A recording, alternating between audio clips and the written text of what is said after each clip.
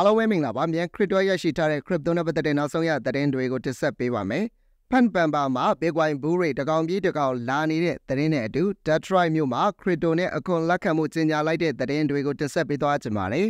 ကျွန်တော်ကတော့စီစဉ်တင်ဆက်သူခုဖြစ်ပါတယ်ခင်ဗျာ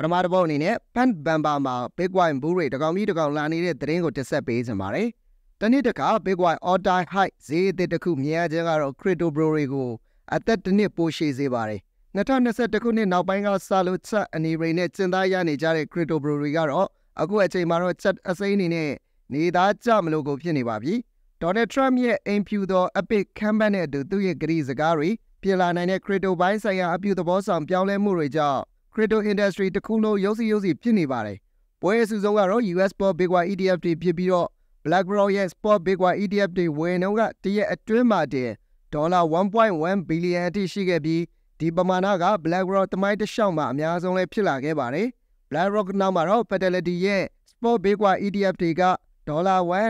190.9 မီလီယံနဲ့ဒုတိယလိုက်နေပြီးဒီအချက်တွေဟာနိုဝင်ဘာမှာဖန်ပန်ပါဖြစ်လာစေကြောင်းအတည်ပြုလိုက်တဲ့အချက်တွေဖြစ်ပါတယ်။ဒါအပြင်နိုဝင်ဘာကအစင်လာမပြတ် All Time High ဈေးတွေကိုယူပေးလာနိုင်ခဲ့တာဖြစ်ပြီး Donald Trump လက်ထက်မှာ Crypto Industry ကဘလို့အခွင့်အလမ်းအသစ်တွေနဲ့ရှေ့ဆက်ကြမလဲဆိုတာစိတ်ဝင်စားဖို့ကောင်းပါတယ်။ဒီရက်ပိုင်းမှာတော့ Donald Trump ကသူ့ရဲ့ပထမဆုံးနေ့မှာတင်လုပ်ပေးပါမယ်ဆိုတဲ့ကိစ္စတွေဂရီတီနိုင်ပါမလားဆိုတာကိုပိုပြီးစိတ်ဝင်စားနေကြပြီးတော့ US SEC ဥက္ကဋ္ဌကိုအလုပ်ထုတ်ဖို့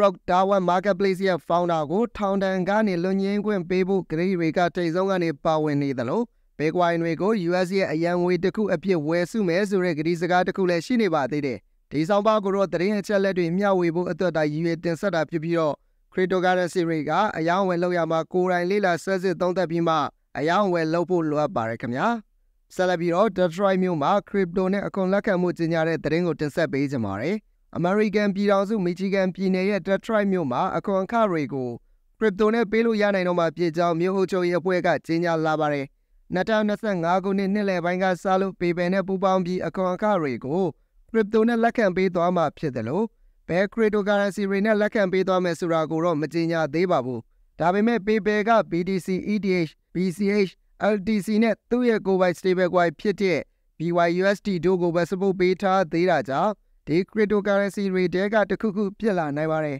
။ Detroit မြို့အနေနဲ့ငွေပေးချေမှုစနစ်တွေနဲ့အတွင်းပိုင်းငွေကြေးလက်ပတ်မှုအပိုင်းတွေမှာပိုကောင်းလာအောင်သွားပေးတဲ့အနေနဲ့ Cryptocurrency တွေကိုအသုံးချသွားမှာဖြစ်ကြောင်းလဲဆိုထားပါတယ်။ဒါအပြင်မြို့ရဲ့အခြားနေရာတွေမှာ blockchain နည်းပညာတွေကိုအသုံးချနိုင်ဖို့အတွက်ကိုလည်းစွန့်တီထွင်လုပ်ငန်းရှင်တွေနဲ့ blockchain company တွေကိုဖိတ်ခေါ်ထားပြီးအကြံဉာဏ်တွေတောင်းခံထားပါတယ်။ဒီအစီအစဉ်သားတကယ်တမ်းဖြစ်မြောက်လာခဲ့မယ်ဆိုရင်တော့Detroit က US မှာ Crypto နဲ့အခွန်အခလက်ခံတဲ့အကြီးဆုံးမြို့တစ်မြို့ဖြစ်လာမှာဖြစ်တယ်လို့Detroit ရဲ့အခြေအနေပေါ်မူတည်ပြီးတော့နောက်ထပ်မြို့တွေကလည်း Crypto နဲ့အခွန်အခလက်ခံတဲ့လမ်းစဉ်ကိုလိုက်လာနိုင်ပါတယ်။ Detroit ရဲ့အခွန်ကြေညာချက်က Donald Trump သမ္မတရွေးကောက်ပွဲနိုင်ပြီးနောက်မှာကြေညာလာတာဖြစ်တဲ့ပထမဆုံး Crypto ဆိုင်ရာ development တစ်ခုလည်းဖြစ်လာပါတယ်ခင်ဗျာ။ဟုတ်ကဲ့ပါဒါကတော့မြန် Crypto ရရှိထားတဲ့ Crypto နဲ့ပတ်သက်တဲ့နောက်ဆုံးရသတင်းတွေကိုတင်ဆက်ပေးခဲ့တာဖြစ်ပါတယ်။မိတ်ဆွေတို့မှာ Cryptocurrency ဝယ်ရောက်ဖို့ Binance account တစ်ခုမရှိသေးဘူးဆိုရင် trade လုပ်တိုင်းမှာ fee discount ပြန်ရမယ်အခုကိုအသုံးပြုပြီးတော့အကောင့်ဖွင့်နိုင်ပါတယ်။နားဆင်ပေးကြတဲ့သောသားရှင်များအားလုံး